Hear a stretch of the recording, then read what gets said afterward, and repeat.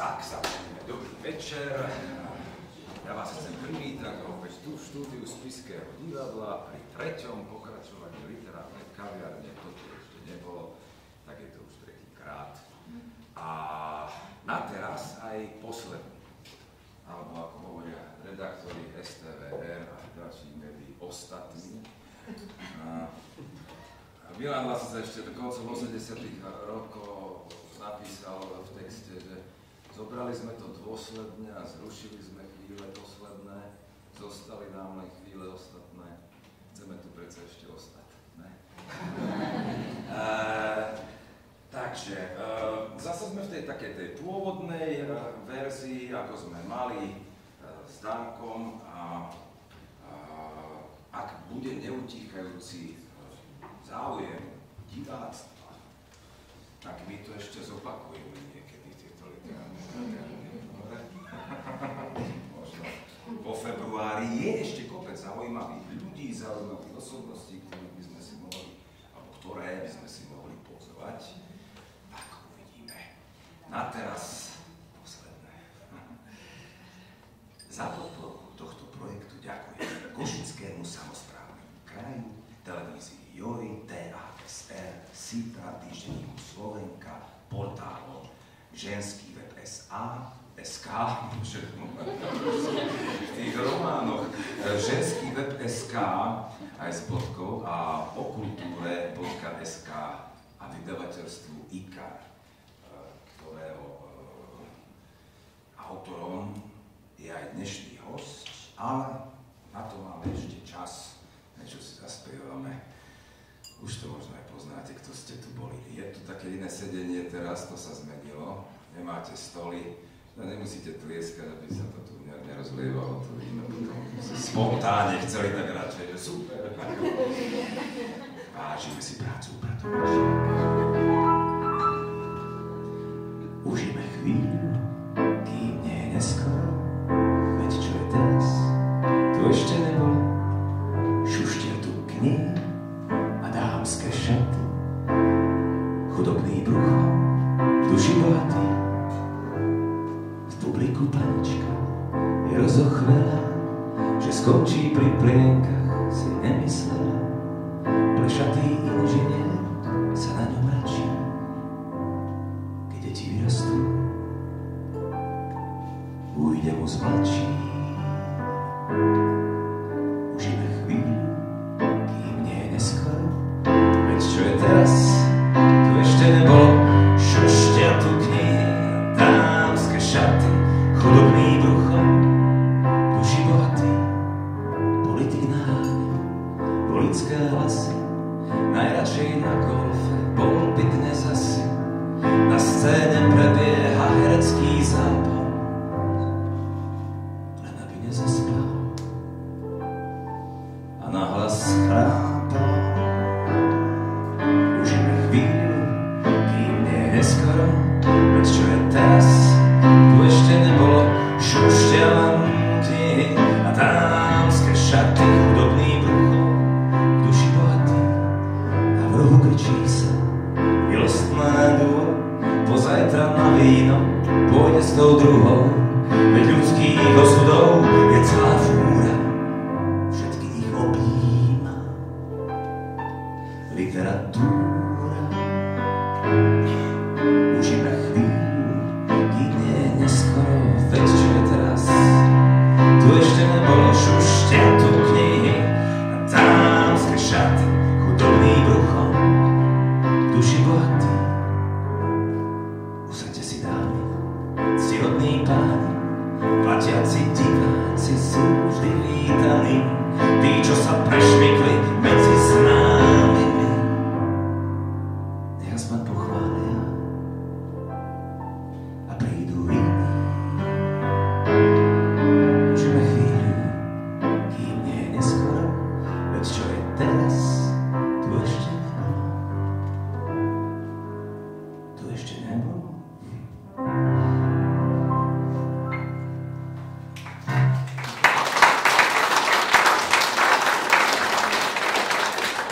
Vrátime, tak po februári to môžeme zase nazvať, že je to tu zas.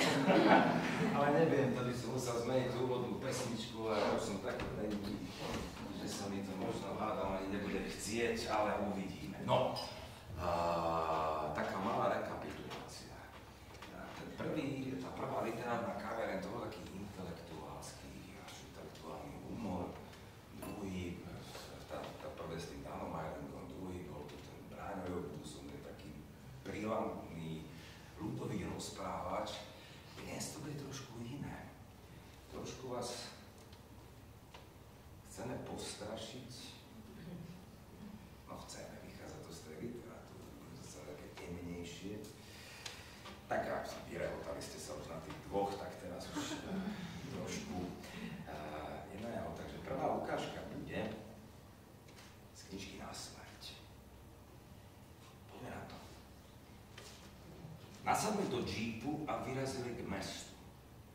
Okolie Lešna bolo rovinaté, na všetky strany sa tiahli nekonečné polia. Bolo tu sichravo a chladné. Poprchalo. Mesto zahaľovala hmla. Dali mi vedieť, prečo prídeš, povedal Jonas. Nečudujem sa, že je o naše skúsenosti záujem. Karl nadvihol obočie. Jonas by o projekte T4 nemal nič vedieť.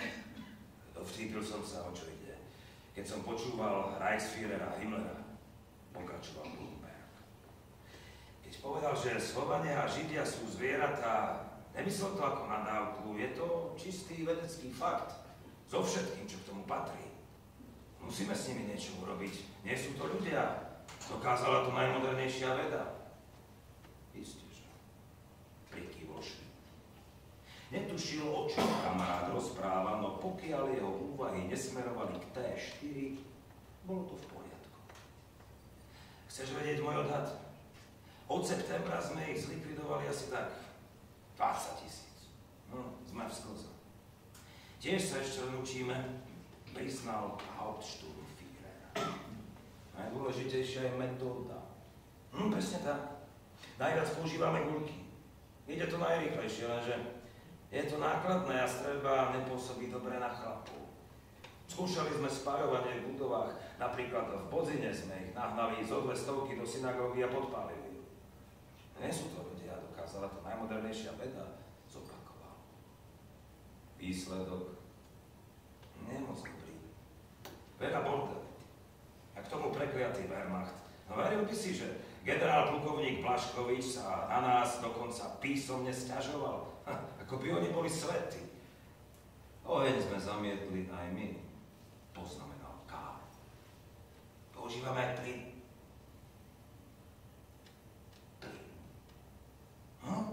Oxid uholnatý. Nadabi ho. No to už vôbec nie sú ľudia. Ako ho aplikujete? Vydrž, všetko uvidíš. Ubezpečil ho Jonas a zmlkol.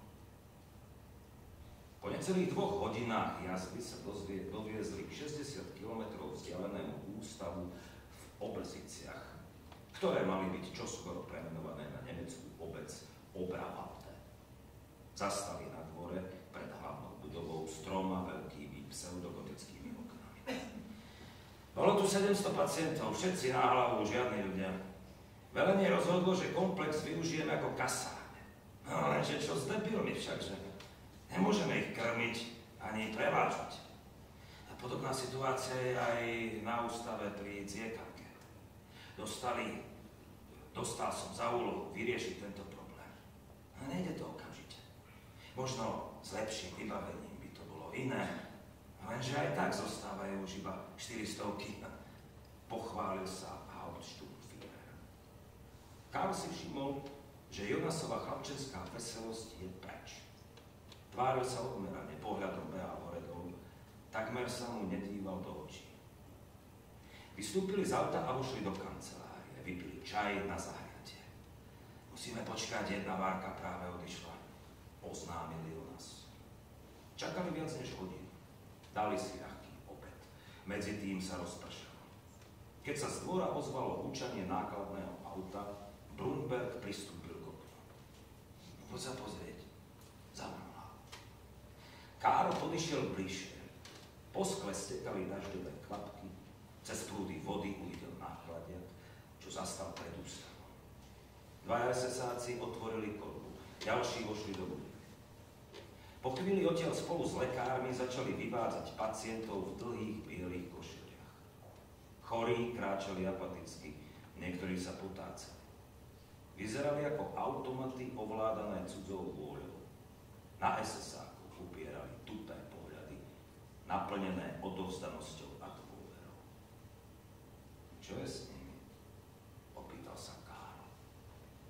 Dostali sedatívum, neveľkú dávku, len aby sa nevzpierali. Keď ich do nákladného priestoru natlačili asi 50, zabuchli dvere, naštartovali a odišli. Oficiálne ich iba premiestňujeme, uškrnul sa Jonas. Ideme, nech to uvidíš na vlastné oči.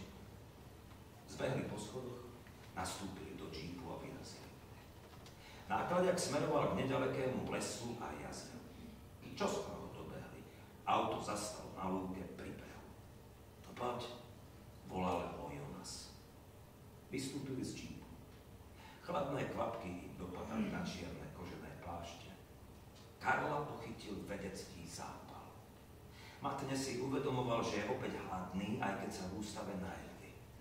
Z lesa vystupovala hmla. Na hladine jazera vybuchovali tisícky malých kráterov. Z kabíny nákladiaka vystúpila posádka. Obaja esemani držali v rukách po dve veľké fľaše. Oxid uhoľnatý? Opýtal sa Schmidt. Jonas prikývol. SS-áci pootvorili dvere korby, odkrútili uzávery a fľaše hodili dovnútra. Pribuchli dvere, zamkli a poistili pevnou závorou. Chvíľu sa nič nedialo, no potom sa korba začala otriasať. Ozýval sa z nej tlmený rev. Niektorí idú ľahko, ostatní besnejú, vysvetľoval Bloomberg. No ale stačí počkať. Okolo 30 minút. Pri deťoch o čosi menej. Ako rýchlo môžete akciu zopakovať? Jonas sa uškrnul. Si praktický, ako vždy. Takmer okamžite. Mŕtvoli vyhodia do jamy pri jazere. Zahrabávame ich až večer, všetkých naraz. Korbu treba vyvetrať a vyčistiť. Dosť často ju znečistia. Otočíme to zhruba za hodinku a pol. Čiže 200 za deň. Karl uznanlivo pokýval hlavou. Efektívne. Stačí na to zo pár fľaš s plynom a hrstka chlapov. Lenže takto to nebolo vždy. Dlho trvalo, kým sme si vypracovali systém. Presne ako si povedal, najdôležitejšia je metóda. Úrhaj v nákladiaku postupne stíchol. Na jazero dopadali kvapky. V lese zavládlo. Ticho. Mojím dnešným hosťom je Jozef Karika.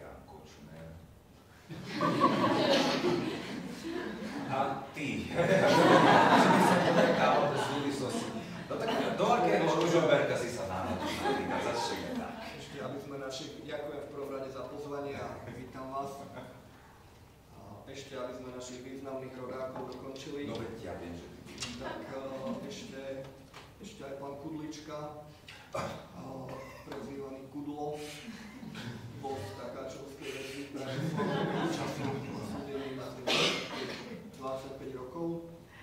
A ja teda. No tak aby mal niekto tú kroniku spísať, vieš. A Ale poďme ešte, ty si sa narodil v 1980? 80, áno. Dobre. Tak, do akého Ružomberka si sa to narodil? Jedna z mojich prvých spomienok je na ružomberskú vôňu. To je jedna z mojich posledných. Pre mnohých ľudí je to jedna z ich posledných spomienok. Ale teda narodil som sa do pomerne zdevastovaného Ružomberka, pretože Ružomberok tým, že počas prvého slovenského štátu predstavoval takú meku toho režimu kvôli Hlinkovi, tak po vojne boli prijaté ako represálie voči tomu mestu a veľa podnikov sa tam zrušilo, nesmela tam vychádzať akoby mestská tlač, zrušili okresný štatút toho mesta, boli na Liptovský Mikuláš a bola posilnená iba tá priemyselná výroba s tým, že veľmi sa neprihľadalo na ten ekologický dopad toho. Čo teda bolo aj cítiť a častokrát aj vidieť. V tých 80. rokoch sa bežne stávalo, že keď pršalo, tak ľudia rýchlo utekali sa skryť a kto nestihol, tak vlastne mu ten kyslý dážď rozleptal dážnik, prípadne aj oblečenie. Až takto to bolo bolo? naozaj až takto. Ja si pamätám aj váh, ktorý pretekal mestom, tak pripomínal také, stále to bolo tekuté stupenstvo, ale voda to už nebola. Bolo to niečo veľmi zvláštne. Čiže, a ešte teda do takého Ružomberka som sa narodil, možno napokon vidno to na tých knihách. A že to asi malo to detstvo dopad. Ale zároveň ešte ten Ružomberok bol špecifický aj tým, že bola zastavená aj výstavba. Čiže on naozaj bol akoby z tých 40 rokov stále zakonzervovaný. No ale nejaké tie paneláky tam sú, Pribudli tam tie také socikovské sídliská, to áno, ale to jadro bolo doslova zakonzervované ešte z tých 40, možno z 50 rokov, takže bola to, a to teraz nehovorím ako, že dehonestujúco, proste bolo to takto prostredie, bolo to veľmi špecifické prostredie, to teraz je. A ja si to teda neviem vynachváliť, lebo myslím si, že to ako ma formovalo, že keby som sa narodil do nejakého uhladenejšieho a ešte teda ten Ružomberok ešte v takom zovretí tých hôr, čiže tam aj neustále... Doteraz tí diaľnicu tam nevedia proste postaviť. Ale zatiaľ už som iba 15 rokov to mešká. To je nič, prosím ťa. Tunelu Višňové, že ešte menšia klepal základný kameň. Medzi tým postavili medzi Malmö a Kodaňou celý ten most, natočili o tom ešte aj štvorsériovú detektívku. A to bolo tak, že to dali do užívania o nejakých, myslím, že 6 mesiacov skôr a vrátili 90 000 eur do štátneho rozpočtu, že to bolo pre lacnejšie. Začínali presne ako tunel Višňové. Kde je tunel Višňové? Takže to zovretie tých hôr a tá inverzia vlastne tlačila stále ten smog a to všetko tlačilo na to, ale zase ten priemysel tam bol perfektne rozvinutý, na to treba zase povedať, že to zamestnávalo naozaj veľkú časť mesta a bola to veľmi špecifická atmosféra, takže myslím, že sa to premieta aj do tých mojich kníh, kde tiež sa objavuje ten motiv tej hmly, toho smogu a toho kotla takého. Ale vy ste to vnímali ako decká, že je tam takto? Bolo to vaše prirodzené prostredie? Sme to vnímali, lebo sme sa dusili. Lebo vieš, jak my, žltý sneh. keď si prostredie, tak tie prirodzené, ale keď vyjdeš a potom do neho pôjdeš, tak tiež... No, videli sme napríklad, že keď sme vyšli za hranice mesta, že tam bol biely sneh alebo čierny. Vnímali sme tieto jemné zmeny, ale áno, máš pravdu, že sme s tým akoby že zrástli, s tým prostredím, tí, ktorí sa dožili dospelosti. A ja som tam, ja nemôžem nikde ani bývať, ja už teraz sa tu dusím teraz. Musím sa vrátiť už pomaly. Ale vedelo sa o tom, že tie informácie aj počas toho sociku k vám boli verejne dostupné, že je tam veľmi škodlivé prostredie? Ako hovorilo sa to, ale skôr tak medzi ľuďmi. Z tých vyšších miest to bolo stále akože, že nie je to v najlepšom poriadku, že to je vlastne akože psychosomatické.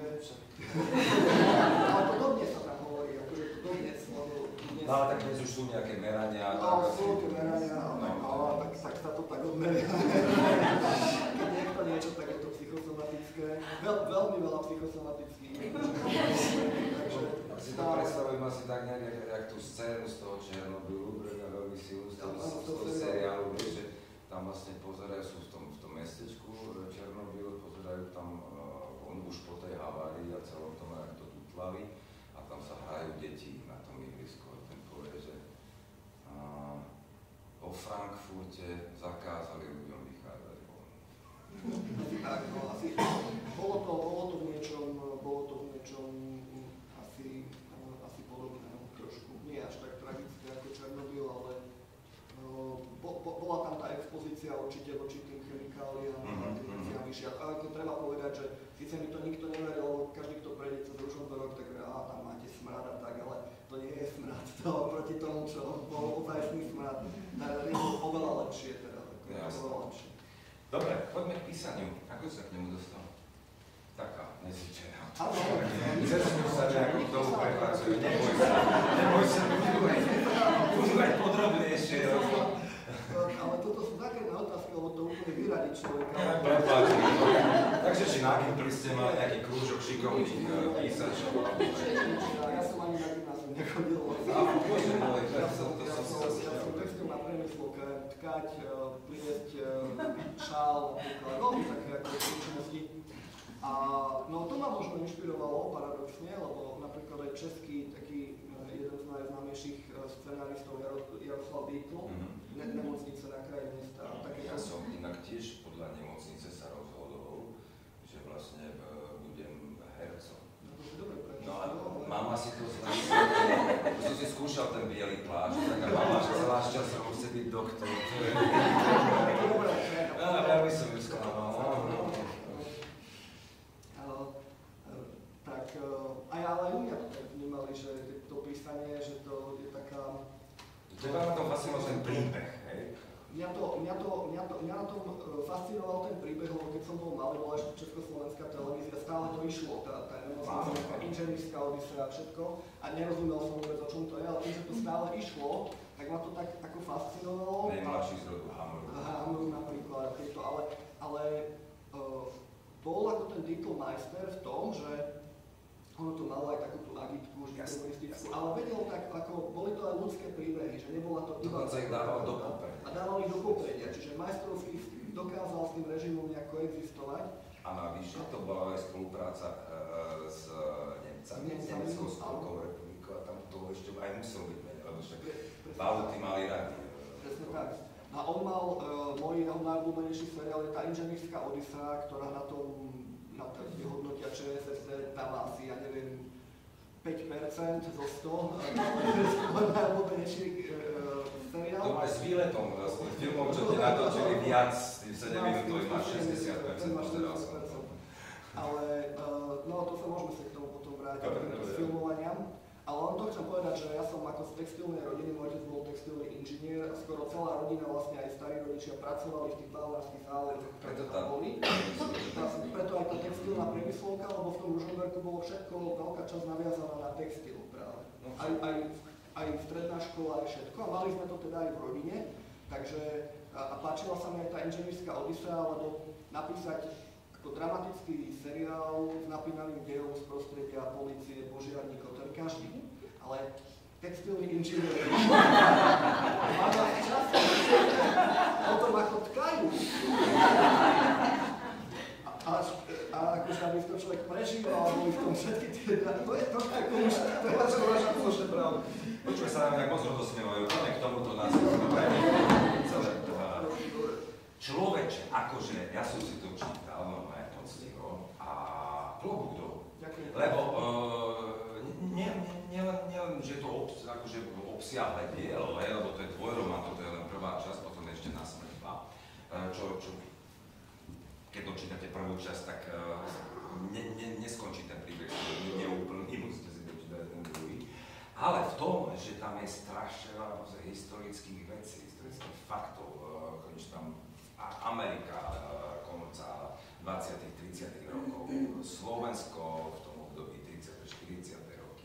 hlavne to 40. potom, ako bude to povstanie. Nemecko, 30 rokov, to musela byť strašná prplačka to robiť, ako metrodu si to robí. Aby si bol teda uveriteľný, lebo tá miera uveriteľnosti je v tom dôležitá a podarilo sa. Ďakujem krásne. Sám už úplne neviem, že ako. Ale tak spomenú. Ten román totiž to vznikol veľmi špecificky, že pri všetkých iných románoch vznikajú postupne, že sa postupne rodí tá idea, mám nejaký nápad, poznačím si, potom mám zase iný nápad a tak postupne sa to skladá.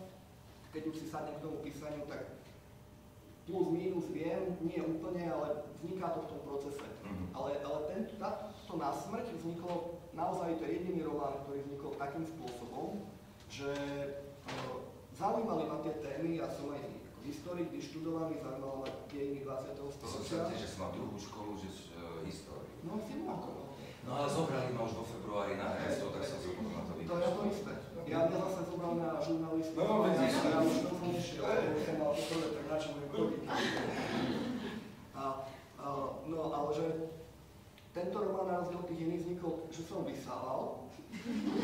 A vôbec som nad tým nerobil, proste vysávanie, nič.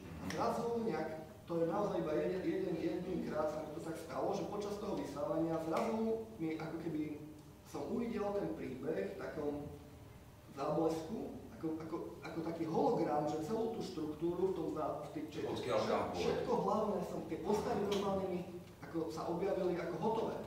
Že neviem, muselo na tom moje podvedomie. Rozmýšľam o tom, že čo tam potom možno, že ako si vysával a ten odpad, tá špina cez ten vysávač sa odstraňovala a potom ti zostal ten čistý koberec a spal holokaust.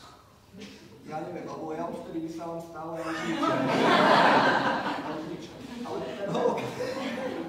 Dobre, poďme k tej prepláčke, fakt tie historické veci... A potom, čiže mal som ten úplne, akože celý ten príbeh som uvidel, že fakt, že v záblesku, ale potom samozrejme trvalo roky to teraz akože na tú kostru vlastne to mäslo celé. No a to bolo naozaj 3, 4, možno 5 rokov, vtedy to som písal nejak, vyšlo to 2012 a 2013, písal som to predtým, čiže okolo 2010-2011.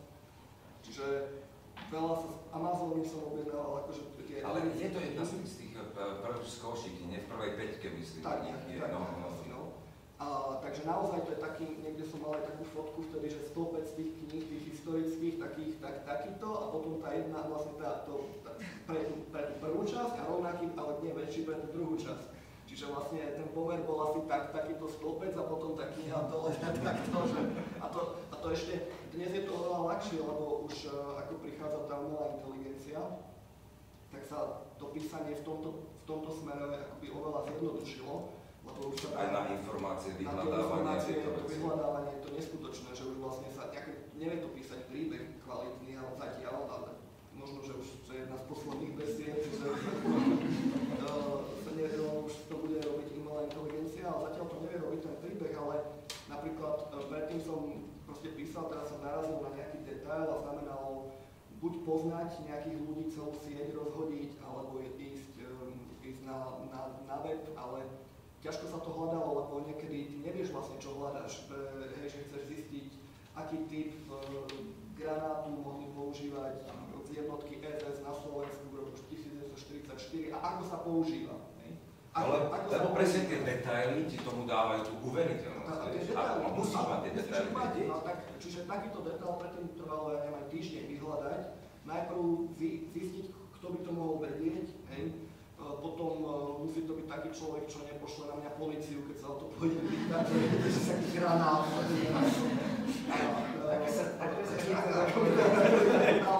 Alebo že ako sa strieľa, a teraz po tomto roku, no lebo spisovatelia atentáty, nepomohlo nám to veľmi, takže teraz ja keď niekde sa idem spýtať niekoho, že ako tá streľba, tak som už veľmi podozrivý, no.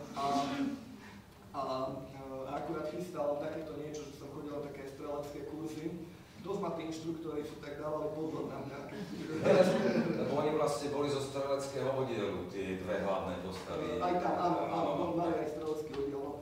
Čiže veľmi to trvalo, no a dnes naozaj neviem, odkiaľ sa to tam berie v tom tom internete, že stačí sa tú otázku, že ako píšem, tak sa vám pretnem do iného okna, že ako sa použije, aký granát mohli a ako sa to použije, všetko nájde, napíše, aha, dobre, a píšem ďalej. Čiže to, čo mi predtým napríklad, že týždeň, 2 zabralo, tak teraz 2 minúty. V tomto sa to veľmi zjednodušilo. Otrieskal ti to nejaký historik o hlavu, že si upriamil? Zaujímavé, že zatiaľ nie, stále to čakám, že niečo príde, ale zatiaľ nie. Jediná bola nejaká jediná výčitka, ktorú som sa stretol, bola, že v tom prvom vydaní som, myslím, jedno to Heidrichovo dieťa, akože som mu pohlavie zmenil, že som napísal, že to bol chlapček a bolo to dievčatko, alebo naopak, akože to sa tam len vyskytlo v tom texte, volal sa už neviem ako, Heidi, alebo ako tak som predpokladal. Ale okrem toho nie, možno však každý robí malé chyby, môže sa niečo vyskytnúť, ale zatiaľ myslím, že tá historická presnosť v rámci možností, ktoré sú, že bola pomerne vysoká.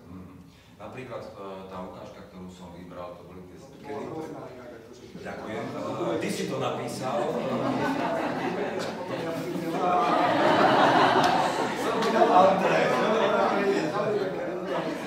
No tak to boli začiatky, akože, že keď im to napadlo, že hľadali tie účinné metódy, to máš nejako akoby, že to takýmto nejakým spôsobom? Áno, to je práve, že dosť presne. To ma zaujímalo, že ako to vlastne vznikne, tá genéza toho, že lebo áno, že my už poznáme ten koniec.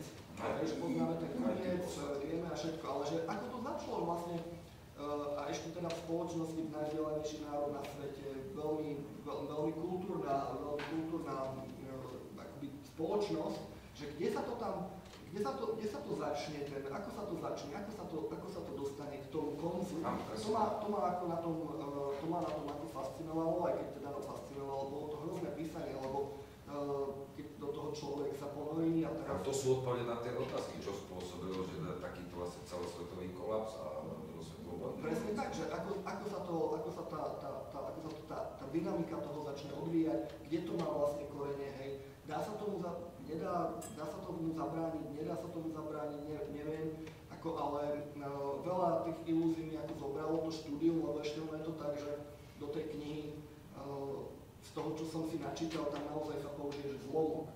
Čiže ja aj tých detailov, ale naozaj, že hrozných príšerných, oveľa viac som načítal, bolo to jedno z najťažších ako písaní pre mňa, lebo sa človek konfrontuje s niečím, čo je ozajstné, akože ten horor je ozajstný horor. Takže mal som vtedy také, akože fakt, že také, že psychosomatické žomerku. Ale to je presne, a to mám veľmi rád aj na tej tvojej literatúre, že nie je to len o tej krvi, o tom thrilleroidnom, ale proste, že aj tu na tom prerode toho Karla Schmidta, z toho lekára, ktorý chce byť výborným chirurgom, potom tam nejaký esaman, ktorý proste lúza, dochráme ruku, takže nebude tým chirurgom a tak ďalej, ako postupne preklenú veci. A ide do toho, že vlastne ho fascinuje to, že nakoľko môže ešte človeka rozložiť, nakoľko môže povyberať orgány, aby ešte žil, aby mu spôsobil čo najväčšie utrpenie a dostal sa na to, čo potrebuje. Že vlastne čo spôsobí, že takýto obľúb môže človek vôbec prejsť. A že na pozadí máš ten spoločenský vývoj, a pretože bez toho, že by bol Hitler, bez toho, že by boli tí nacisti, bez toho, že by dali ľuďom zákony, podľa ktorých môžu iných hovoriť, ako že to nie sú ľudia, alebo že to je poľba, že majú dovolené ich eliminovať, tak bez toho by to nemohlo vzniknúť. A to pomenovávaš ty. Ďakujem, že to vidíš, lebo presne tak, to má na tom fascinuje.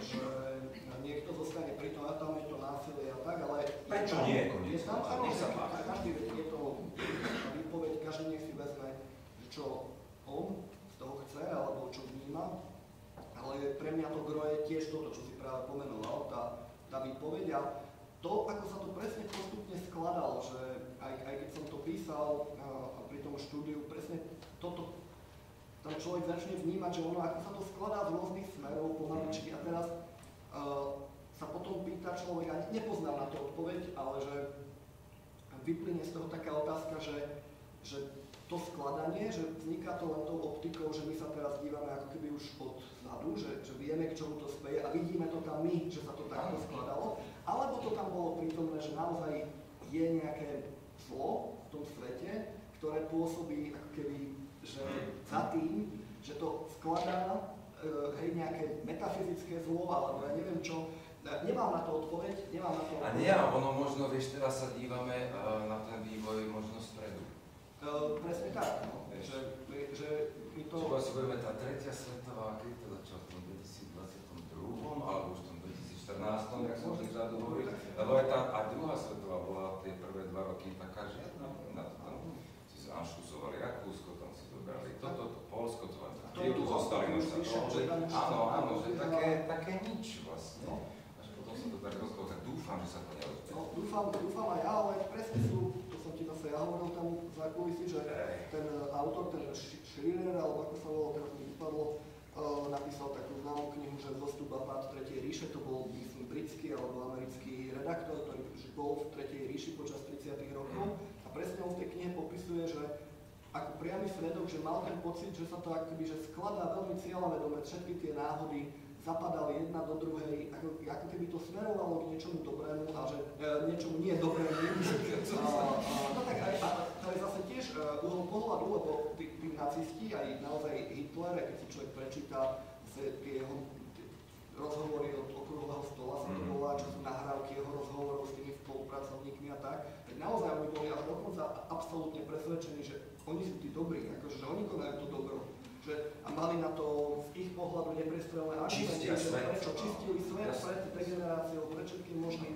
Oni predstavovali to dobro, čiže to, a mimochodom to je, keď som si čítal, lebo mám ešte také tie staršie knihy, ktoré neboli beletristické, ale také experimentálne a jedna z nich je práve o tomto 20. storočí, o takýchto výbuchoch, tejto iracionality a takýchto, naozaj ako jednotiaci princíp toho, že kedy, čo by malo človeku naznačovať, že už to ide zlým smerom, je, keď nadobudne presvedčenie, že on je tá dobrá strana, že on je to dobro. A všetky tieto režimy, ktoré boli, či to bol Stalinov režim, alebo v Ázii, Červení kméri, ako náhle nejaké hnutie nadobudne pocit, že ono reprezentuje, vyvolené na to, aby reprezentovalo dobro. A v mene dobra robí a takého toho absolútneho, ideálneho dobra koná, tak to je jeden z príznakov, že to ide nie dobrým smerom. No počúvaj, poďme z tých nemeckých reálí, amerických, lebo inak zaujímavé je tá druhá strana, čo som nevedel, ten druhý Viktor vlastne odišiel do Ameriky a je v podstate židovský mafia, židovská mafia, čiže je to veľmi zaujímavé, každopádne môžete si to prečítať. Poďme odtiaľ zase na naše ľudí. A ešte teda len poviem, že keby niekoho to na smrť zaujímalo, že teraz v Prahe divadlo, to pražské divadlo D21 spravilo divadelnú adaptáciu celého Na smrť ako románu, ja som to videl, trvá to 3 hodiny, ale je to veľký zážitok. Ale naozaj celý román takto spracovaný, takže ak sa niekomu páčilo Na smrť, tak odporúčam Pražské divadlo D21. Alebo to môžeš spraviť buď toto, alebo nejakú inú tvoju vec v Spiskom divadle. No, tak to sa nebráni. Takže poďme na to Slovensko a v druhej časti vlastne si tak ochytáme tú tvoju mafiánsku ságu, aj keď viem, že ty si mi hovorí, to nemáš rád, ono to ani tak úplne nie je, pretože aj na tom vlastne vidíme na tých nejaký spoločenský vývoj. Takže my sme si prichystali aj so Spiským hercem takú ukážku, aby sme vedeli. Tu sme dlho už vypol sa aj klavír, no. Potom vám zaspievame aj song, na ten potrebujem pomocníka. Tomáško Cvengroš, poď mi pomôcť, tak si niekde tu, no, priamo tu, to výborne, dobre. Zatiaľ si ešte sadni, tam mám, neprejdem, má výborné meno Cvengroš. Má cvenk, pokiaľ mu dám ti groš. Dobrý muzikant, prepáč, neodpustil som si to. Však ja som tiež král, no. Karika, inak to nie je? Originál Karika? No, nejdem to tu rozhodnúť. Dobre. Prepáč. My sme si, vybral som z tvojej knihy Čierna hra. takú pasáž, ja som to tak si pracovne nazval, na úrad vzatie pána Bokuša. Okay. Dúfam, že tam nehrám pri... Budeš tu sedieť aj počas tej otázky a potom voľne prejdeme do pesničky zvládne, že? Dobre.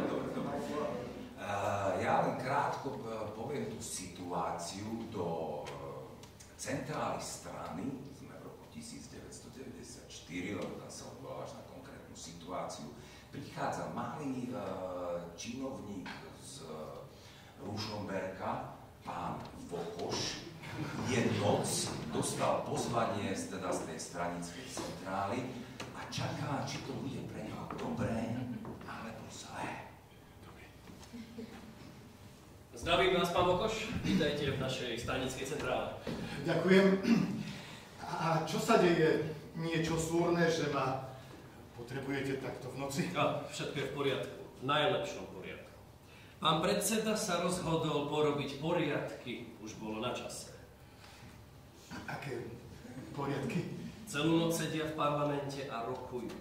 Rozhodli sa odvolať všetkých riaditeľov a vedúcich štátnych podnikov aj úradov. Nikomu nemôžu veriť. Ako majú riadiť štát, keď nie je dôvera?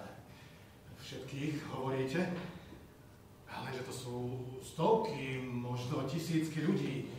Ako ich teraz nahradia? A viete, koľko času zoberú výberové konania, konkurzy, naťahovačky? Nič nezaberú. A to je na tomto najlepšie. Priamo tu na ústredí píšeme odvolávacie aj menovacie dekréty. Nahradíme tých hajzlov našimi ľuďmi, rozumiete? Iba straníci a preverení sympatizanti. Nikto iný si ani nepípne. A neboja sa v Bratislave, že sa kto si zbúri? Že ľudia výjdu do ulic? Ale prosím vás, kto vyjde do ulic? Keď sa národ ráno prebudí, bude to už hotová vec. Predseda všetko vysvetlí a ľudia mu budú ešte tlieskať a nie sa búriť. Viete, koľko rodín po celej krajine si takto zaviažeme? Naši ľudia budú páni v každom meste, v každej dedine. Okrem toho, každý má teraz dosť svojich starostí, vykašľa sa na nejakých odvolaných riaditeľov a vedúcich. Opozícia nezostane potichu. Opozícia. Svine môžu byť radi, že ich pán predseda nedal postrieľať alebo zavrieť. Namiesto toho povedal, je po voľbách, zvyknite si. Predstavte si, aj z parlamentných kontrolných výborov ich vylúčil a preradil do jediného, výboru pre životné prostredie. Tam nech sa realizujú špiny. Do iného nech nestrkajú nos. Ale vás sme sem nezavolali len tak, pán Vokoš. Som iba vedúci odboru samospráve. A o to práve ide.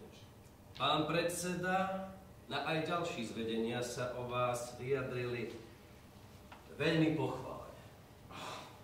Máte zásluhy, aj my sme ocenili vašu pomoc. Rád pomôžem dobrej veci. Isté, že na samosprávu nemáme priamy vplyv. Nie je to štátom riadený úrad. Ale žiadame primátorov, aby nám vyhoveli. Tí, čo majú rozum, nerobia problémy.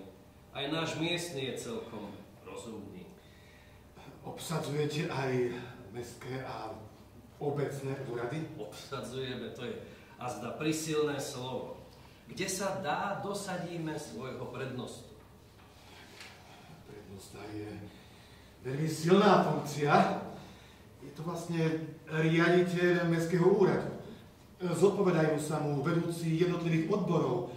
Je súčasťou vedenia mesta. Ak nie je pasívny, rozhoduje o mnohých veciach. Niekedy ovláda aj primátora. To ste veľmi pekne povedali, veľmi pekne. Presne o to nám ide. Nami dosadení prednostovia budú mať za sebou nielen našich poslancov v zastupiteľstve, ale aj hnutie, vládu a premiéra. Kto by im odporoval? No kto už by bol taký hlúpy?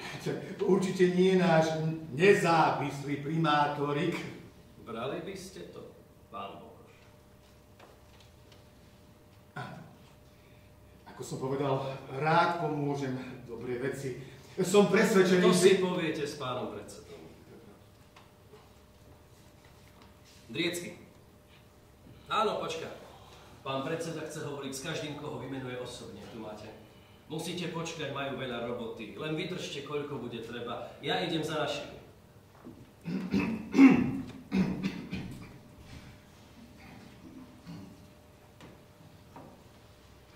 Gratulujem vám, pán prednosta. Ďakujem, pán predseda. Vážim si to a... Predstavte si, novinári obchádzajú parlament ako vlci z Berbadrza. Jeden vraj povedal, že tu organizujeme noc dlhých nožov ako nacisti v Nemecku.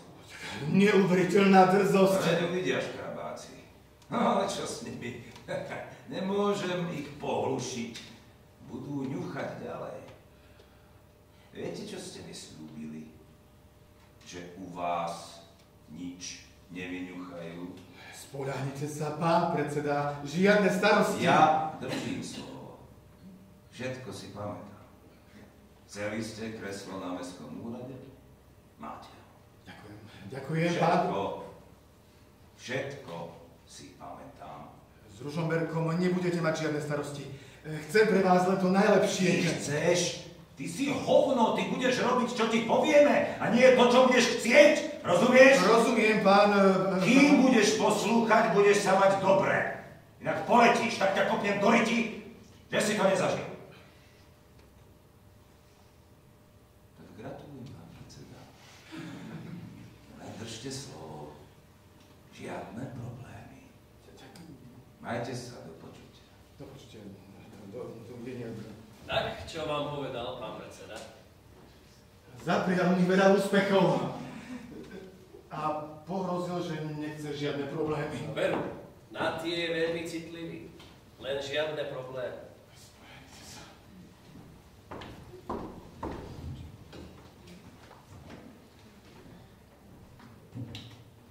Na toto som sa tešil, ako ťa uvidím, pritom je na mňa nastavené na krpca, vieš. Tak mám takú pesničku, čo by na to mohla nadviazať. Volá sa, že my sme tu doma, tak to dáme, dobre? Pekný bukolícky slovenský kraj, poďme na to.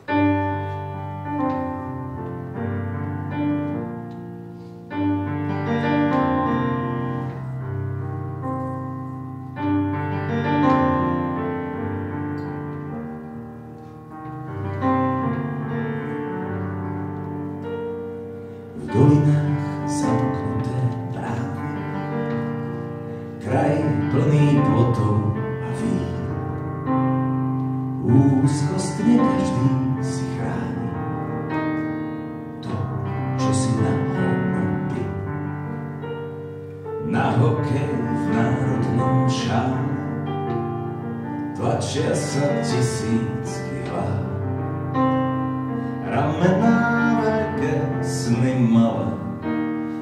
My sme tu doma, sniedá. My sme tu doma, už celé stáročie. My sme tu doma, vidiecký plač v očiach. My sme tu doma, hrdí a bohatí, peniaze, auta, chaty. Na cestách zápich a diery, hlupák má zachrániť štát. Nikomu nič neverí, tak čo ešte musí sa stať? Navonok všetko je krásne, vo vnútri rozklad a hnoj. Obrazy, drámy a básne, s hlúposťou márne je boj.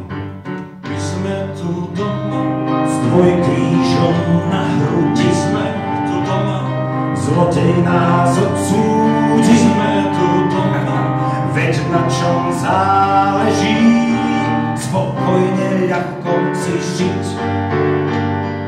No a keď raz všetko schradne, lakomstvom či plesňou, zaženieme žiaľ úzkosť, hej, ľudovou piesňou. Dáme folklór.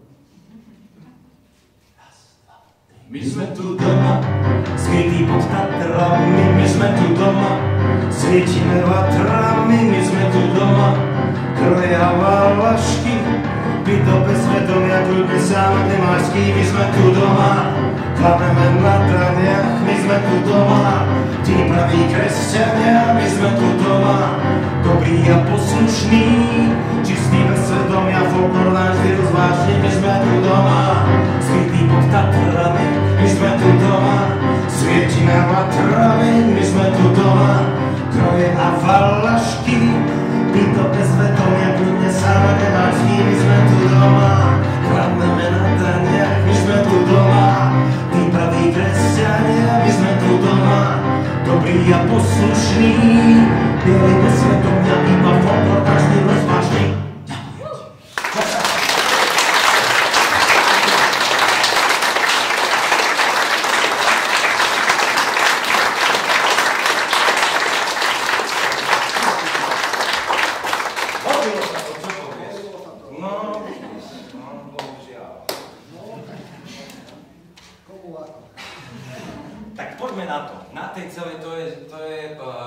Sextalógia, tak sa to dá nazvať. Tých 6 mesiacov. Áno, prepáč. Že zláknuť, že ty si to napísal. Ja som sa mal zláknuť, keď som videl to pred sebou. Lebo to je aktu, dobre, to je nepriateľ ľudu bol prvý. Štátu. Nepriateľ štátu, prepáč, nepriateľ už je taká... Nie, v Deni mafie bolo... V Deni mafie 2, nepriateľ ľudu. Štátu. Štátu, bože môj, prepáč. Nepriateľ ľudu budeš ty o chvíľku s tým. Trošku tak skúlil. Nebo tam aj love song, tým si to trošku povzťahovať. Potom čierna hra. Čierna hra, čierny rok. Keď si s tým sexom začal, ja som ťa videl v porne, pretože ja som videl v porne. Vysvetli to prosím ťa, lebo... Ja viem, že to asi to niekto, že si to hovoríte s tým, ja viem, ale proste v Bratislave v tom divadle pre Hviezdoslava je taká hra pre športské porno a ktoré paradoxne, vlastne ja som sa tešil celý čas, že tam bude nejaké porno a nebolo tam žiadne porno. Hovorí sa, že spisovať teraz slúchy, ale... Človek stále ďalší. Musí to byť tak poprepájané v hlave, inak asi. Ale tak hovorce sa hovorí. Aj my tu máme tak inak prepojené, vieš, ale tak musíš to niekde, tam sa boskávaš z inú, lebo prídeš domov, vieš, a tak. Čo si počkaj? Nič, počkaj, toto nie je o mne. Som skoro toto... No, dobre, proste je tam tá hra, že tam žiadne porno, je to o normalizácii. Mimochodom vynikajúca hra, naozaj akože... V niekom, komu sa páči to na smrť, tak by sa mu mohla páčiť aj táto hra, myslím, že ho stále hráte. Počkaj, ty v Spiskom divadle naozaj pozývaš ľudí? Kde hrám, tak je občas. Dobrá hra, už som to pravil doslova, teraz to je zvyšok. Nie, ale že proste nie je to, že Nemci a ako holokaust, ale je to normalizácia, veľmi dobre správené, tiež sa tam prelína proste história s nejakou výpovedou spoločenskou a teda ty musím povedať akože naozaj, že bez oného sa mi páčilo, ako si hral, aj ma to dojalo, lebo tam hrá takého disidenta čestného, ktorý teda v tej dobe úplne nedopadne najlepšie, takže... Kúri si potom. Potom si tak kúri tam, no. Najprv si podkúril a potom... On si podkúril. Iný, no. No a tam v tej hre takto je taký kolektív hercov a oni tam tak nahlasujú niektorí, že keď je niekto závadný, tak... Dúfam, že z toho prejdeš do tvojej tvorby, ale ty si to most, vieš. To som povedal, že pôjdem nahlas. Dobre. A môžeme teda tej mojej tvorbe. Poď k tomu, lebo mňa tej naozaj čiernej hre a to je prvá knižka, pri ktorej som sa stretol s tebou ako kniha, ako autorom. Počúval som to ako audioknihu vo výbornom načítaní od Peťa Sklára, a presne to ma na tom fascinovalo, že na pozadí jedného príbehu pomenúvaš tie spoločenské veci toho prechodu zo socializmu do toho ranného kapitalizmu u nás k 80. roky až 90. roky, čo je veľmi zaujímavé a hlavne pomenúvaš príčiny, že prečo tie 90. roky mohli byť také, aké boli a to je na tom zaujímavé. Niekto mi hovorí, neviem naozaj to, keď som sa akože rozprával o nejakej tvojej spisovateľskej práci, mi hovoril, že zbieraš príbehy, akože vždy si dávaš taký zber, že je to založené na aj často reálnych ľuďoch, samozrejme, že nie sú tam tak pomenovaní a tak ďalej, alebo so svojimi reálnymi zážitkami, lebo naozaj si myslím, že si trafil ten klinec po hlavičke minimálne touto ságou, tak chcem vedieť, ako to vzniklo. Ďakujem krásne, no áno, je to tak, že už máme prúfer, kontrolujú nás už, no. Už volá Bratislava. Tak, ale to on, ja som nevedel, čo to je. Na výsledu a zrazu nejaké politické veci. Však ale veď o tom píšeš. Ja mám z pred 60 rokov, ale nie, dobre. Akorát sa ten mobil sa ospravedlňujem, lebo boli sme v tom roku 1994, hej, ale dobre. Áno, ale to sú detaily. Tam bol nejaký telefón, ako ešte asi pevná linka, ešte si ja nevšimol. Ale to aj mne toto v knihe vyčítajú častokrát, že niečo tam vtedy ešte nemohlo byť, ale nie je to podstatné, lebo sa to objavilo až 2 roky neskôr. Takže tak. A nie, ako pekne si naspieval, ja s tým súhlasím, že si na to naspieval, takže neviem, už to máme. Čakaj, poď na tú čiernu. Na otázku. Áno, rozprával, je to vlastne, tieto knihy bola aj taká výpoveď o tom, čo som sa stretal aj ja ako generačná, aj u svojich ako rovesníkov, aj u tých starších a samozrejme je to pre mňa dosť dôležité, aby som to počul z rôznych zdrojov, tak ľudský, tak prežité. Má to takú najsilnejšiu výpovednú hodnotu, napríklad aj teraz jeden z tých pešiakov, ako som aj spomínal z tých knihy, z tých 90. rokov, taký ten mafiánsky pešiak, jeden taký bitkár, tak čiastočne je podľa reálnej postavy modelovaný, lebo vtedy to má silu, keď je to podľa reálnych postav nejak modelované, nie je prenesené jednak jednej. Nie je to on, ale to tá typológia. Áno, že to nie je z hlavy úplne, ale vychádza to z reálnych ľudí, aby to malo tú človečinu v sebe. Tak teraz už sú takí postarší, ja neviem, už možno aj k 60-ke ťahá. Minulo som takého toho jedného stretol a normálne bol taký obživnutý, taký plný elánu a vraví mi, že a naspäť sú tie 90. roky, že je to naspäť tá mladosť. A tešil sa, úprimne sa tešil, druhý dých normálne chytil, že je to naspäť. Takže, a to sú také ale momenty, že vtedy si človek uvedomí, že niečo sa ako keby, že deje, že keď to cez tú ako keby postavičku v realite sa dostane k človeku, tak vtedy to má silu. A to som sa snažil aj v tých, keď som opisoval tú transformáciu tých 90. rokov, lebo vtedy, a ja som si to pamätal, že ako dieťa alebo dospievajúci, vtedy to ešte tak akoby že tlelo, že aj ten pôvodný nacionalizmus a to ľudáctvo ešte tak ožilo v tých 90. rokoch, potom tie štruktúry, ktoré boli ešte z toho predchádzajúceho režimu a prežili to, tu SPB a vlastne to, potom tá kvázi mafia, tí noví, ktorí chceli z toho vyťažiť. Potom nejaké politické krytie, možno aj nejaké ešte štruktúry napojené ešte na to Rusko z toho predchádzajúceho obdobia.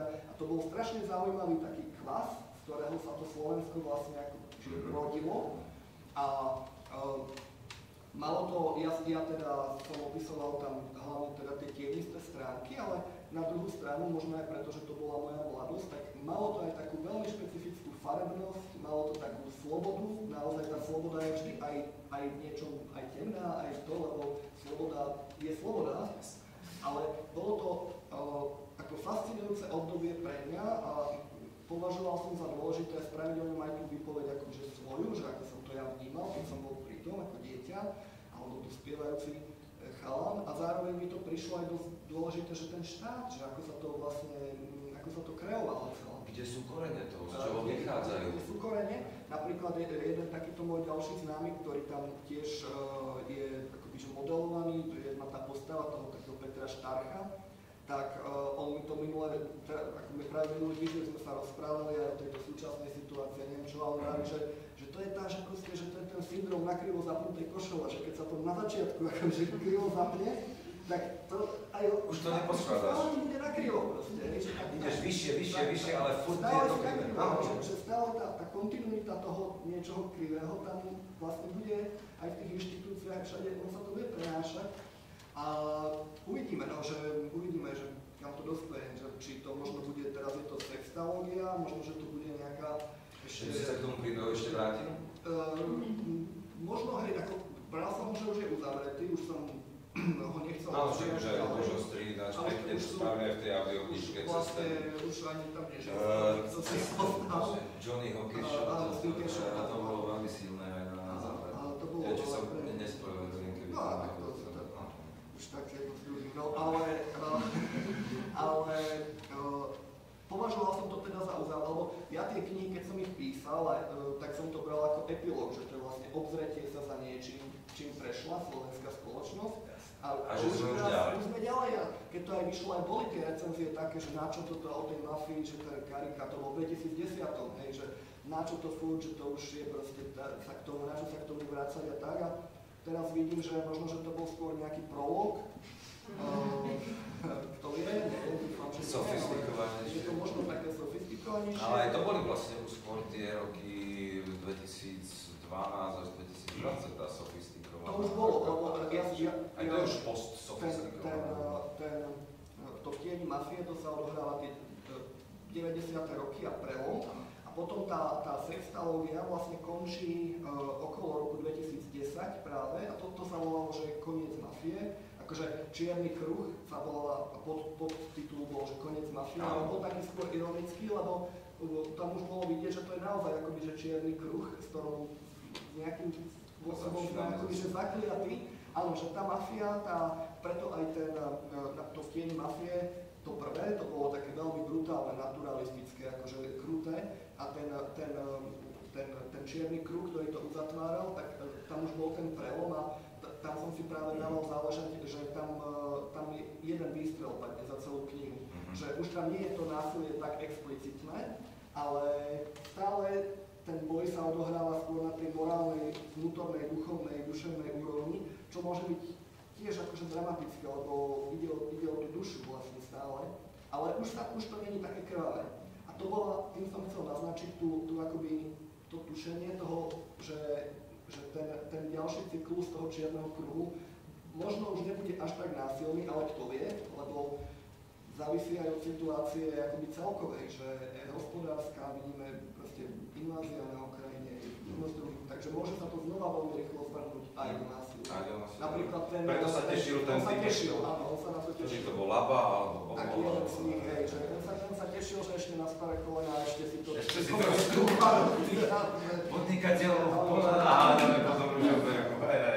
Veselo. Áno, ale už som začal presne tam medzi tými podnikateľmi ružomberskými, ide teraz taká, akože sa to hovorí, ale taká fána, že naozaj, že sa akoby tieto praktiky akoby, že oživujú, že zase už nejaké štruktúry, možno aj štát, možno je to fáma, dúfam, aj štátne, ako tajné služby a tak, že tak ako za tých starých čias, že sa to už prepája s tým. Že stále sme tu, jak ten Vokoš, ktoré sú pripravení pomôcť dobrej veci. Takže pomôcť dobrej veci, uvidíme, takže možno ešte nejaké ďalšie knihy. Mám dojem, že by možno ešte mohli byť.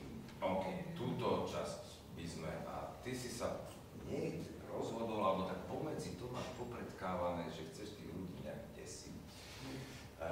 Tá tvoja hororová mystická tvorba, ako to nazvem.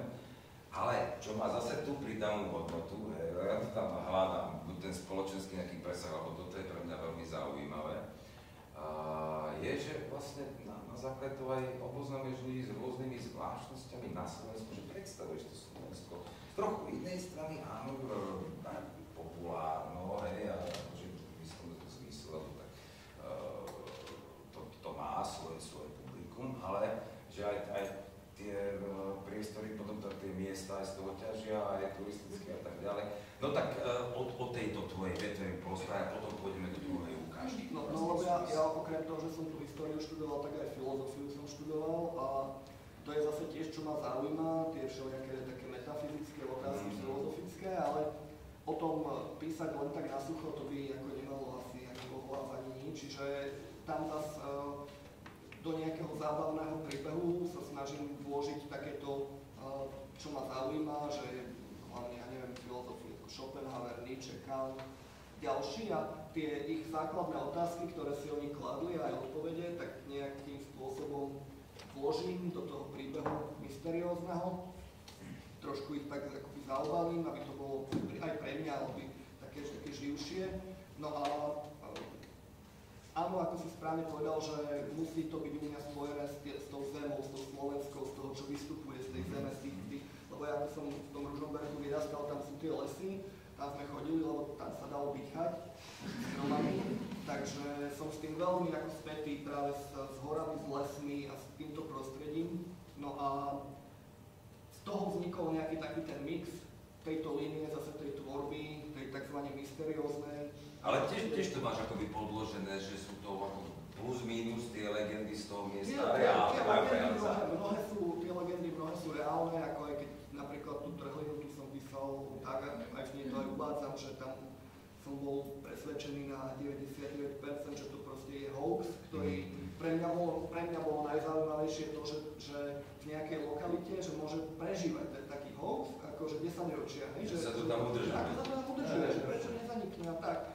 A tak som aj napísal tú knihu, aj je to v nej aj ten môj pohľad tam je, ja som pomerne skeptický k takýmto veciam, beriem to skôr ako legendy alebo niečo také, ale naozaj je zaujímavé pri tej trhline, že odtedy to množstvo ľudí, ktorí sa či už nepísali, alebo boli aj v médiách, niektorí veľmi hodnoverní, že vojaci, takíto, ktorí vravia, že naozaj tam nejakú dezorientáciu alebo niečo zažili a už som mal aj také, že nejaký tam bol taký oddiel, nejaký akože pohotovostný oddiel, tam mal nejaké cvičenie a oni aj mne písali a potom aj v Púlske o to vyšlo, že tam dokonca zachytili nejaký hlas cez vysielačku a takéto.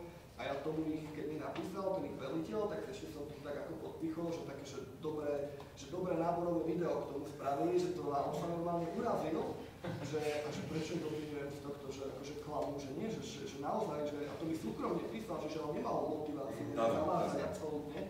Takže som práve paradoxne od vydania tej knihy, tak akože na pochybách, že ako to vlastne je, že či tá kniha vyvoláva nejakú takú ako sugestiu, že to tam tí ľudia už potom zažívajú, alebo neviem, možno nemáme naozaj na všetko odpovede, ako, že čo sa deje, ale je to aj pre mňa také zaujímavé objavovanie, lebo nemám na to ja žiadny názor, že by som skôr skeptický, nemám nejaký, ale páči sa mi cez tie príbehy klásť skôr tie otázky, že...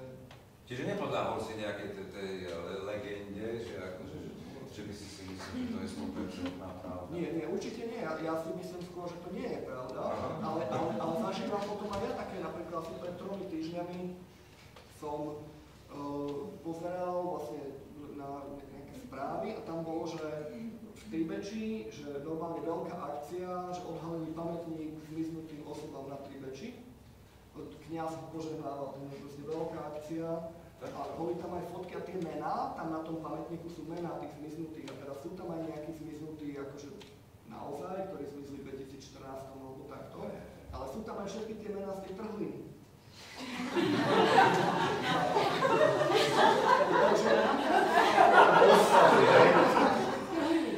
Sú tam normálne, že lesné začali, možno potrebovali viacej, vieš, ako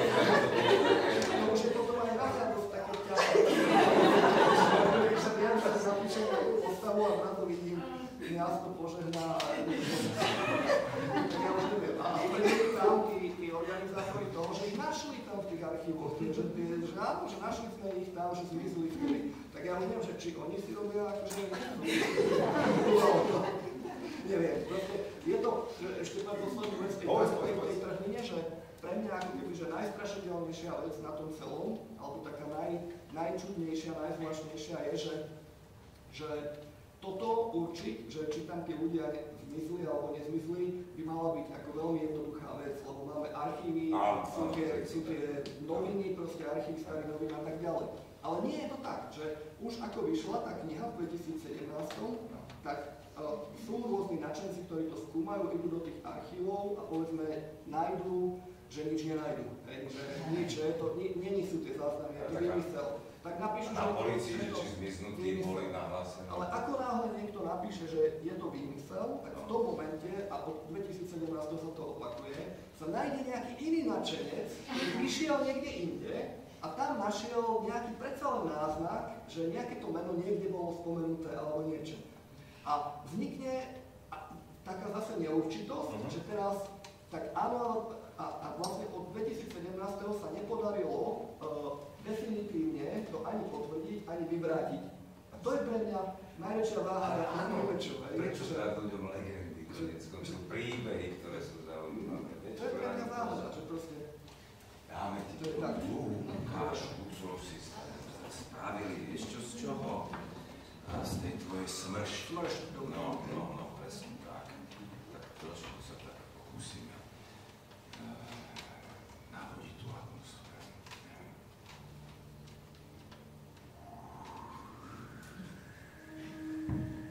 Neznášam odpočívadlá pri cestách. Bývajú špinavé, dýchajú samotné. Lákajú ťa, nech tam zaparkuješ, trochu sa prejdeš, predstierajú bezpečnosť. Lenže čo vystúpiš a prizrieš sa zblízka, poľutuješ, že si sa dal zviesť. Ovanie ťa čosi nezdravé, niekedy smrad, močovka, výkaly, hnijúce zvyšky jedla. Inokedy nosom nič nezacítiš, no rozklad aj tak visí vo vzduchu. Farba na lavičkách sa odlupuje, preplnené odpadkové koše vyvirujú k smeti. Na asfalte medzi špakmi sa povaľujú použité prezervatívy. Za necelé 3 mesiace už 13. krát mierim do Banskej Bystrice. Spočiatku, keď som trasu detailne nepoznal, to nebolo také zlé. Najprv jazda cez Dolný Liptov, potom do Novaly a po kúkatej ceste až na Staré hory. Lenže netrvá dlho a zahriehne sa do teba nuda. Žviaka ťa po celý čas, celé 2 hodiny. Ak chytíš kolónu vlečúcich sa kamionov, tak aj viac. Možno preto som zabočil na odpočívadlo, hoci ich vzduše neznášam. Úzke miniparkovisko, žiadna benzínka ani motorest. Nikto tam neparkoval. Sobotné popoludnie, kto nemusí, necestuje. Iba ja sa ako blb trmácam po výkazy do Bystrice. Dnes to bolo horšie než zvyčajne. Z pamäti sa mi vyvalili spomienky. Vysypali sa ako odpadky z preplneného kontajnera, o ktorý som sa musel oprieť. Výlet do Banskej Bystrice, spoločná cesta do Prahy, nedeľné výjazdy na Hornú Oravu a do Poľska. Chvíľková nevoľnosť, stačí sa zhlboka nadýchnuť a prejde to. Táňa. Prázdne auto plné duchov. Vydržať.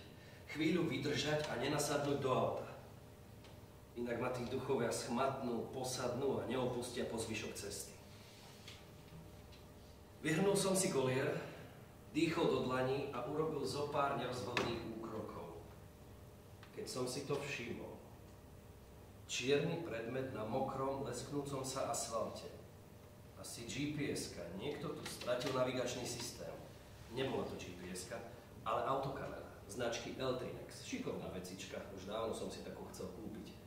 Dosť nákladná hračka, ale oplatí sa. Hoviať na cestách je čoraz viac, ak sa niečo prihodí. Môžeš potom vysvetľovať a dokazovať, koľko len chceš. Sme na Slovensku. Pravdu má len ten, kto je náš človek. Alebo má viac peňazí. A určite to nie som ja. Ani jedno. Táňa mi to zopakovala aspoň 1000-krát. Poobzeral som sa, či na blízku predsa len niekoho nezbadám. Keby tam kto si bol, hneď by som mu kameru vrátil. Strčil som ju do vrecka, náhlivo prešiel k autu a pribuchol dvere. Polizol som si prsty, naštartoval a so zapišťaním pneumatík ušiel z odpočívadla. Aj tak bude pokazená. Premáčal ju dážď, možno ju poškodil náraz, keď niekomu vypadla z auta. Alebo vypovedala službu a preto ju na odpočívadle kto si odhodil. Na jednej strane objektív, na druhej matný, vyhasnutý displej. Pretrel som ho a stlačil tlačidlo, ktorým sa prístroj zapínal. Funguje! Kamera funguje! No dlho som sa netešil. Druhý dých chytilo aj superego. Tento raz už nekladlo otázky, namiesto toho vykrikovalo obvinenia. Ukradol si funkčnú kameru. Taká drahá vec a ty si ju zobral. Spásny nápad som dostal až po príchode domov. Na večeru som si uvaril párky zo supermarketu. Tak som si žil. Polotovary bez chuti plus spálený chlieb. Moja prítomnosť, zrejme aj budúcnosť. Možno je v kamere niečo nahraté. Majstrovský ťah môjho prebujnelého svedomia. Keď si prehrám, čo kamera zaznamenala, možno budem múdrejší. Svoju novú kamošku som zapojil do elektriny a spustil. Otvoril som adresár, vyvalila sa hrba videí. Spustil som prvé. Niekto práve naštartoval auto. Kamera pripevnená o čelné sklo začala nahrávať. Na obraze sa ukázal aj čas 17:03. Žiadny zvuk, ale spoznal som lokalitu. Bolo to na brehu Liptovskej Mary, kúsok od Bobrovníka, na malom parkovisku vedľa múrov stredovekého kostola. V zápätí popred kameru rovno cez záber prešiel muž. Statná postava, brada, šiltovka, rybár. Obraz sa zachvel, lebo týpek nastúpil a pribuchol dvere. Auto sa rozbehlo, vyrazili inak, nič zaujímavé. Chlapíci sa viezli na cestu do Bobrovníka. Išli pomaly, asi sa rozprávali. Podľa zvlnenej hladiny a rozkolísaných húštín som usúdil, že fúkal poriadny vietor. Auto prešlo popri značke rozdeľujúcej Ružomberský okres od Mikulášského. Pekné výhľady na Liptovskú Maru a nízke Tatry v diaľke. Pod strminou ostrá zákruta, za ňou rovný úsek. Po vzovke tam krivkala akási ženuška. Auto spomalilo, šofér ju ohľaduplne obišiel. Starenka namáhavo našľapovala, zhrbená celá v čiernom, na hlave šatka. Keď prechádzali okolo nej, otočila sa k autu. Asi dúfala, že ju odvezú. Auto prešlo cez kopec, zastavilo na križovatke so semaforom. Šofér sa zaradil do odpočúvacieho pruhu smerom doprava na Liptovskú Teplú, Turík alebo Listov. Práve som sa načehol, že kameru vypnem, keď sa to stalo. Týpek dupol na plyn, prudko vyrazil vpred. Vytrelil prudko cez križovatku na prípoj k diaľnici. Blázni, ledva to vytočil. V neprimeranej rýchlosti sa vyrútil na D1. Čo robí? Čo sa deje? Nechápačka. Preplo mu. Niečoho sa zľakol, alebo ho niekto naháňa. V zápätí mi napadlo, že šofér alebo jeho spolujazdec dostal telefonát. Niečo súrne, naliehavé, neodkladné. Preto vyrazil ako pometený. Vstrelil do mesta, neobťažoval sa predpísanou 50-kou. Odbočil na výpadovku z mesta. Roztúroval to popri sídlisku Roveň. Nezabočil ani k vojenskej nemocnici, ozaj sa rútil z mesta. Ale kam? Liptovská osada, Donovali, Banská Bystrica. Ale kdeže? Keď už prekvapenie a chaos, tak poriadne. Šofér zahol doprava naspäť do Ružomberka. Totálne psycho. S Bohom z výšky súdnosti. Prešiel cez Bielý potok, znova prechádzal popri rovni. Tentoraz z opačného smeru. Nesmeroval na žiadne konkrétne miesto, jazdil bezcierne.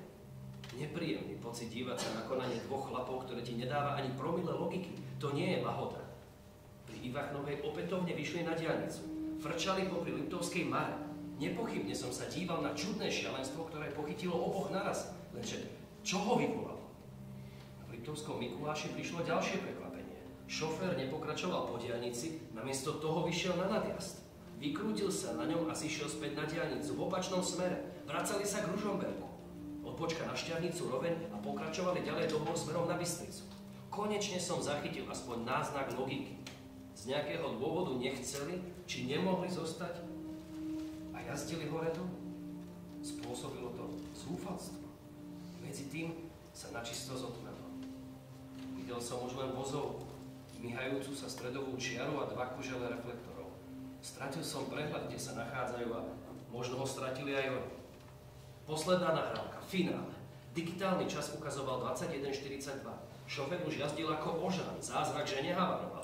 Nezmyselne pridával plyn, púšťal sa do čoraz riskantnejších manévrov. Hysterický útek, najväčšia panika. Auto zrazu zišlo z cesty a zastalo. Bolo to ako déjà vu, spoznal som známe odpočívadlo. Kto si škrabal kameru, zúrivo ju odtrhal od skla. Nejasné šmuhy, zmetok, tma, otrasy. Kamera ležala na asfalte. Dopadla tak, že objektív mieril na výjazd z odpočívadla. Nezachytila značku, ale jasne som videl, že išlo o starší sivý džip Cherokee. Čože? Sivý Cherokee. V noci z 8. na 9. Nevolali vás k niečomu takému? Kamoška Nina. Baba z rovnakej ulice. Po základke išla na strednú zdravotnú. Potom si ešte spravila nastavbové štúdium a šup. Záchranárka, paramedička. Volali ich k samým fajnotám. Havárie, nešťastia, všelijaké nehody. Videla toho veľa. Až príliš. Prečo ťa to zaujíma? Tvoja rodina alebo známi? Nejakí kamoši? Jazdili dosť divoko, našiel som ich kameru, asi vypadla z auta. Ak sú z okolia, vrátim im ju. Ty si bol vždy taký dobrá. Lebo ty nie. A smoja. O Táni sa baviť nebudeme. Zvládaš? Hej, v pohode. No, neviem. Máš taký hlas... Ninka, vážne, dnes nie, dobre? OK. Dnes nás zaujímajú dvaja chlapi v džipe. Pekní modely, drevorúbači. Rybári okolo 50. Paráda, narobil si mi chute. Zajtra mám službu, opýtam sa. Keď večer skončím, zavolám ti. Vďaka, Ninka, si poklad. Prečo mi to Gabo nikdy nepovie? Lebo je tvoj priateľ, to je iné. Gabriel Halák, dopravný policajt. Žijú spolu, tuším, 3 roky. Zoznámili sa pri búračke, romantika. Tak, ďakujem. A ja tebe, zajtra večer zavolám. Nevydržal som až do večera. Zašiel som sa tam pozrieť. Previezol som sa k Liptovskej Mare. Skrátka sa mi nechcelo sedieť doma pred rozsvieteným monitorom a s účtovníckymi tabuľkami. Mádať, kal, aktíva, pasíva, nasrať. Alebo som len potreboval vypadnúť z domu, aby som nemyslel na táňu. Jedno z toho možno oboje.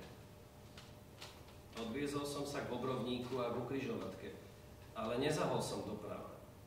Namiesto toho som vyrazil doľava, po stopách rybárskej dvojice. Viezol som sa po totožnej trase, očami behal po rovnakej krajine.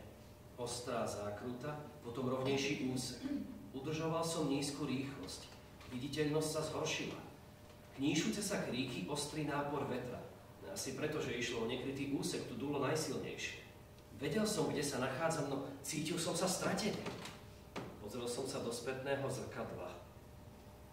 Vtedy som ju zazrel. Prižmúril som oči.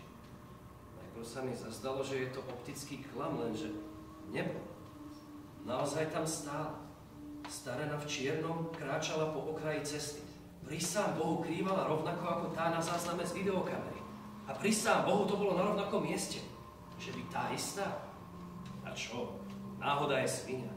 Babka taďaľ chodieva, možno zbiera bylinky. Absolvuje každodennú prechádzku, také čosi. Rybári ju obišli a ja som na ňu naďabil tiež, normálka. Odtrhol som pohľad od zrkadla, pridal plyn a zmizol ťa. Našich k žiadnej havárii džipu nevolali. Ale ak tí tvoji rybári zašli do cudzieho rajónu a vybúrali sa tam, volali k tomu iných, nie nás. Zadala som to Gabovi. Policajti majú lepšie databázy. A on na niečo narazil.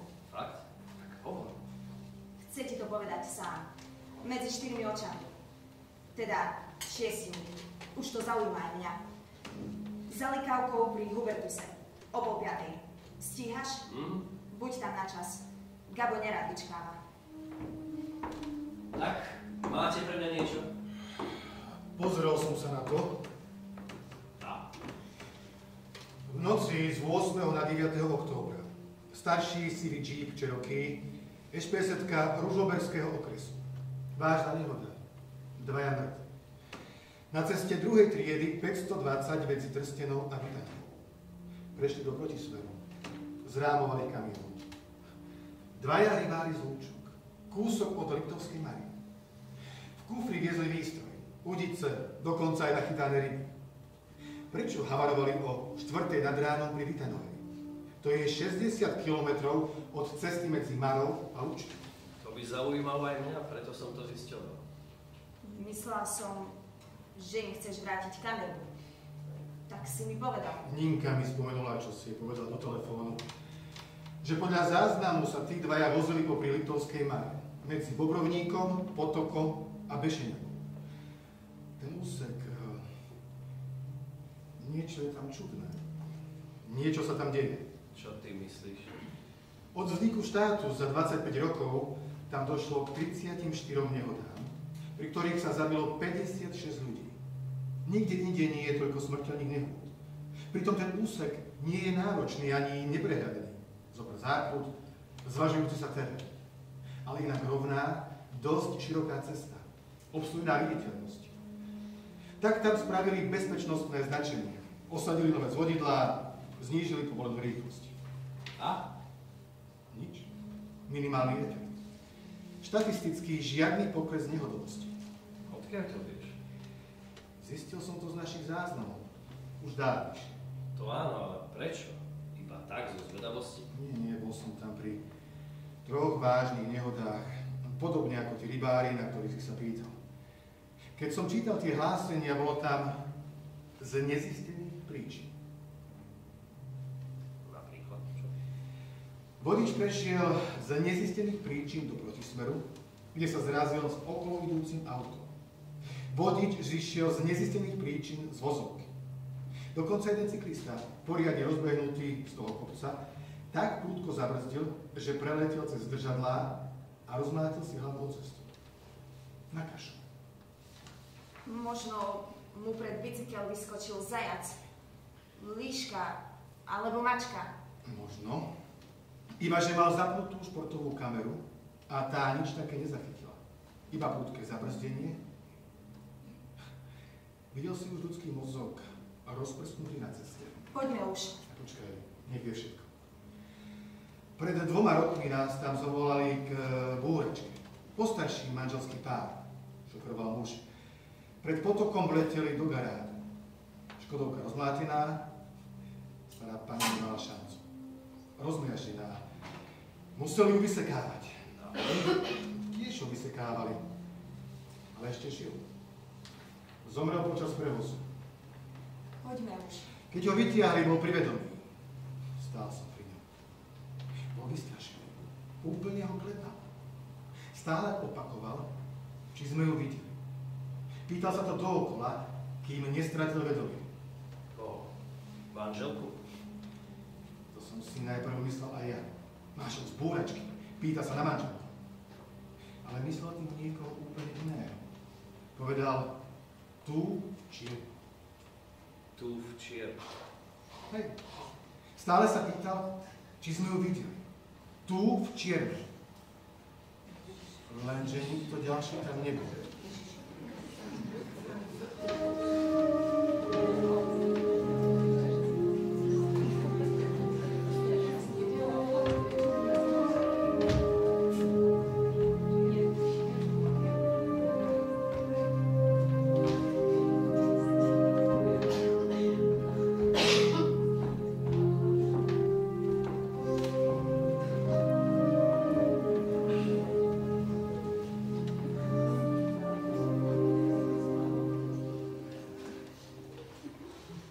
No a teraz vám zahráme song,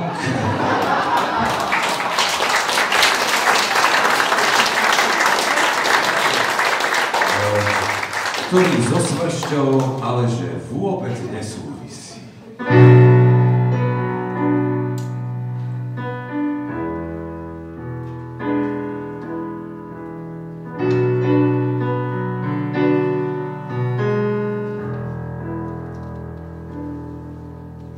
Sú 4 hodiny ráno, neviem spať. Snáď je to večernou kávou, možno skrát. Zmietam sa v posteli, blázne ma neverím, do neba stúpa mi tlak, čo sa to deje. Nechcem mať tieto stavy, nechcem nič. Odkiaľ sa náhle zjavím toľkých tíč. Úbohé pocity, z teba som rozbitý, prečo ma nenecháš tak? Už viem, že zvolím, láska je len hlúpy gíč, čo škelí sa z šera a nechápe totálne nič, len stále dotiera.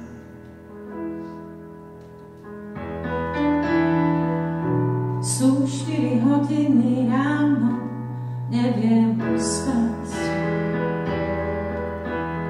Myšlienky víria mi hlavou, až padá. Som ďalšia naivná, poznačíš, spáliš ma, požnáš ma, dostaneš strach, kto to včas padá. Každý s váma spolu hráme,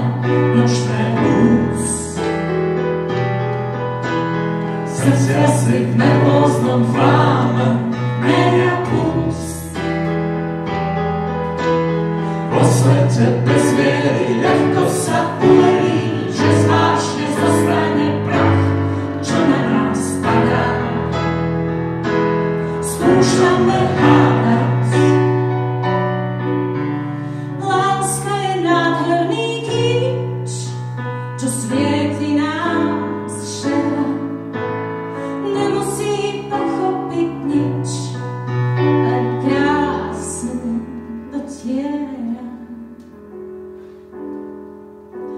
Pred ňou sa neschováš, vyjdi von, skús veriť od znova. Nám dvom smiešne slová, už sa prestaň báť. Do seba zavretý, v hĺbke fráz, tak ľahko ujde ti. Tvoj čas pod ústrety, daj sa chvíľu rád.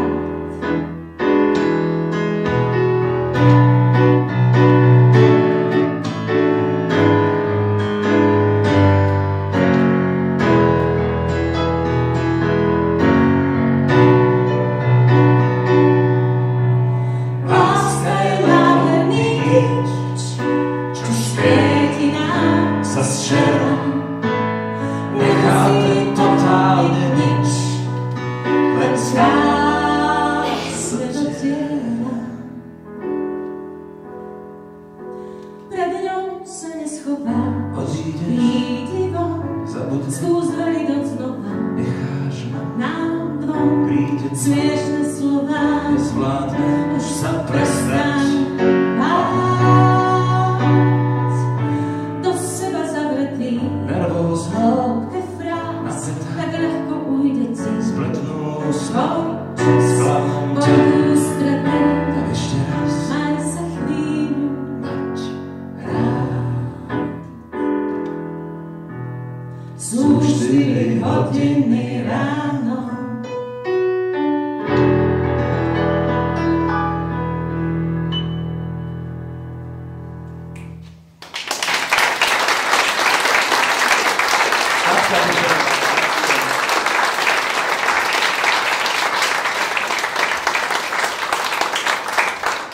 Prepáč, tak dlho sme ťa nechali sedieť a vyspoilerovali sme ti skoro celú smršť.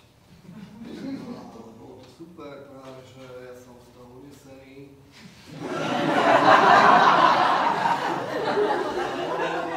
Pôjdem domov teraz autom.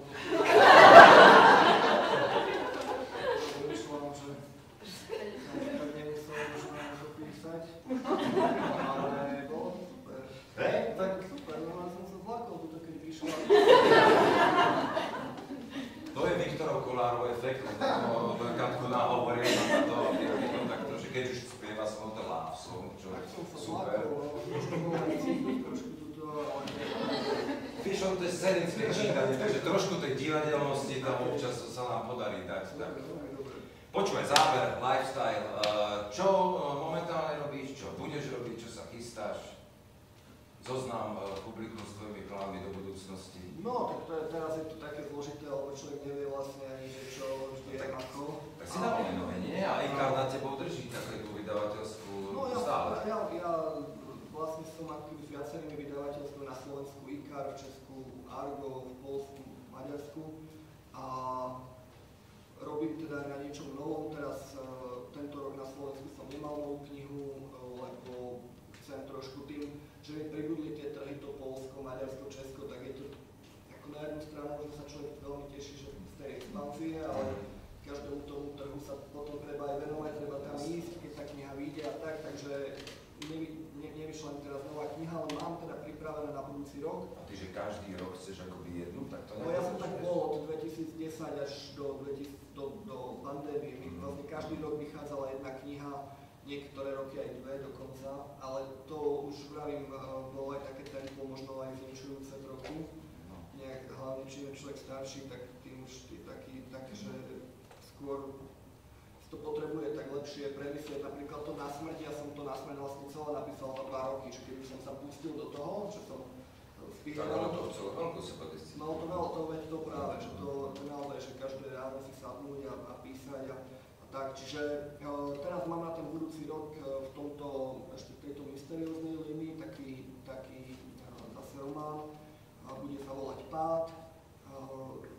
Veľká časť sa bude odohrávať počas letu lietadlom. Stilistický názov napovedá, ako to skončí. A možno to ešte nazvem, že vzlet, ale keď budeme na obálke vlastne to, že... Ale zase pridá to také napätie, že keď vieme, ako to skončí, tak to pridá počas toho dieja také...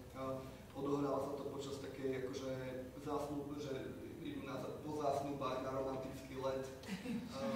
Tak to si ich vzal. Takže áno, jasné. To asi tak neskončí úplne. No a takže to mám a do budúcna potom sa uvidí, že či budem v tejto línii pokračovať, alebo naozaj sa možno vrátim k skôr tým spoločenským, ako je to veľmi zaujímavé, teraz tých námetov je obrovské množstvo. Ja ako jeden z tvojich čitateľov som rád. Ty si ho rád, no, tak jeden by už bol čítať. Ale vieš, ja si potom počkám asi na audioknižku. Ja chodím tým autom hore dole a to mi strašne robí dobre. Takže hlavne ten pán Skvár, ten to načítal, lebo ten je... Tak je aj viacerých, ktorí Ja teraz Vagovičovi čítam, aj pán Rehoklan 1, 2, teraz Červelovcu. Ja som navrhoval, či by sme ho sem nezavolali na noviny.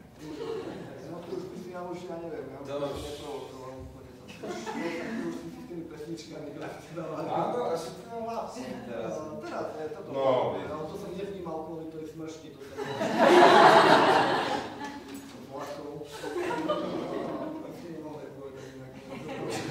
Niekto je prekvapenie aj pre teba, vieš? Nech vidíš svoju postavu. Takže bolo to veľké prekvapenie.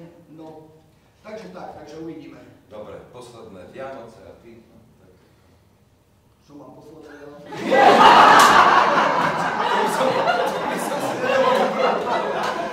Posledný okruh, posledná otázka.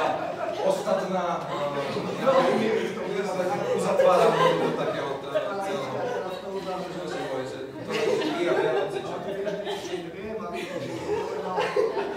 Ja naopak neviem ani to, čo vieš. No, tak ľubíš tráviť, také, no, lifestyle. No, tak Vianoce, tak... Kruhu rodný. Kruhu rodný, prekvapivo. Keď máš takom kruhu, tak to je Asi doma budem. Ty máš rodinu? Ja o súkromí som sa nikdy... Ja to súkromí ani moc nechcem. Ani nehovor, dobre. Ja radšej ani nehovorím. Ale je to nejaký kruh, nebudeš tam sám ako tvor v plote s tou kapusticou. Dobre. Trojuholník. Čierny kruh, bielý vianočný kruh, tak rodiny. Takže v takom rodinnom mnohouholníku. To je zaujímavé, že máš mnohouholníku. Keď som počul, tak ty máš mnohouholník. Ale kto ti zase čo? Už tento divadelný. Dobre, takže nebudeme zachádzať do súkromia.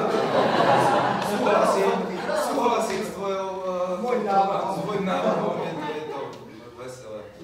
Áno. Takže tak, no. Takže a ty ako na Vianoce? Tiež v kruhu. Tak aj v kruhu potom. Dobre, zakončíme to nejako. Už je na čase. Presne tak, možno sme aj po čase, to nikto nevie. Ale po čase sa každopádne, by som chcel mostiť, zase stretneme, ale s niekým iným. Nebudeme prvoplánoví, keď ťa tu mám. Dobre, tak tým by sme to zakončili. Chcete ešte jednu pesničku? Dobre, depresívnu na záver. Nech sa spomenieme na tých, čo tu už nie sú a ešte možno aj mohli byť, pretože to je pesnička od toho Milana Masicu a Jara Filipa. Tak si spomeňme, Martin sa to hráva, keď zomrie herec. Je to, vieš, tak nikde to nevydali oni na žiadnom CD-čku, lebo to robili k martinskému predstaveniu, Bernesterisko sa to volalo. A pokiaľ si ja spomeniem na aké akordy, aké tam boli, tak už v kapele hráva môj brat, že mi tak chmatám kadečo. Nepátraj, čo bude potom. Nehrač na srdce chuťa. Kto sa zmieril so životom,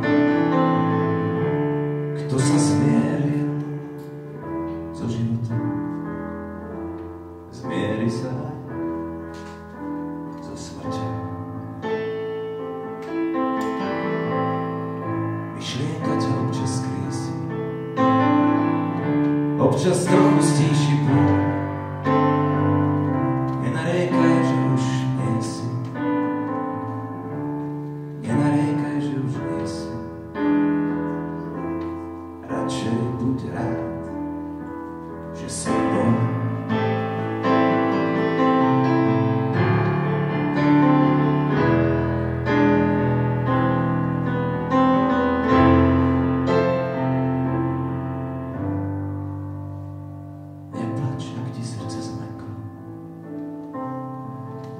Nad životom prežitý,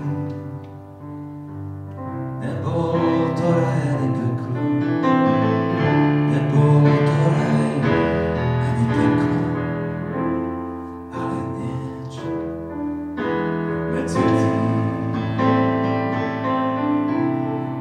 Neplač, ak ti srdce zmeklo, nad životom prežitý, viem, nebol to raj ani peklo, nebol to raj ani peklo, ale niečo